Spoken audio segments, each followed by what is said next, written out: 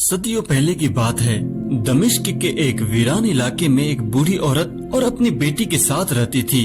वह औरत कई सालों से एक बीमारी में मुब्तला थी, जिससे उसका जिस्म भी जवाब दे गया था। इलाज के लिए तमाम हकीम बुलाए गए, मगर कोई फायदा नहीं हुआ। एक ही हकीम था जो उसका इलाज कर सकता था, लेकिन वो बगदाद में रहता था। लेकिन बूढ़ी औरत न वहाँ जा सकती थी, न उसके पास सवारी थे और न ही पैसे, मगर उसको यकीन था। वह कहती थी, मेरा इलाज अल्लाह ही करेगा।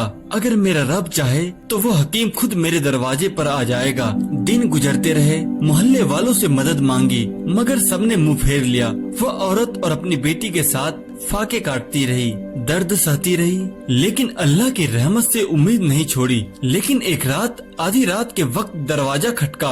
बाहर दो अजनबी मुसाफिर थे, भूखे प्यासे और थके हुए। पहले वो औरत डर गई, लेकिन फिर कहा, ये मेरे रब की तरफ से आजमाइश है, और उन्हें अंदर बुला लिया, खाना खिलाया, रहने की जगह दी। सुबह जब वो मुसाफिर जाने लगा तो उनमें से एक ने पूछा, अम्मा आप बीमार हैं? औरत ने रोते हुए अपनी कहानी सुनाई कि बगदाद में एक हकीम है, वही इलाज कर सकता है, लेकिन मैं वहाँ जा नहीं सकती। इतना सुनना था कि एक मुसाफिर बोला, अम्मा अल्लाह ने आपकी दुआ कबूल कर ली है, यही वो हकीम है जो बगदाद में मशहूर है। औरत हैरान रह गई। वो बोले, हमें खास जड़ी बूटी की तलाश में निकले थे, मगर घोड़े डर गए, रास्ता भटके और अल्लाह ने हमें आपके दरवाजे पर ला खड़ा किया। अब यहीं आपका इलाज होगा। उन्होंने इलाज शुरू किया, खर्चा उठाया। कुछ ही हफ्तों में बूढ़ी औरत ठीक हो गई। फिर एक और करिश्मा हुआ। हकीम का बेटा दवा देने आया और उस लड़की को देखकर वो पसंद कर बैठा। कुछ दिन बाद उस अमीर हकीम के बेटे से हो गई।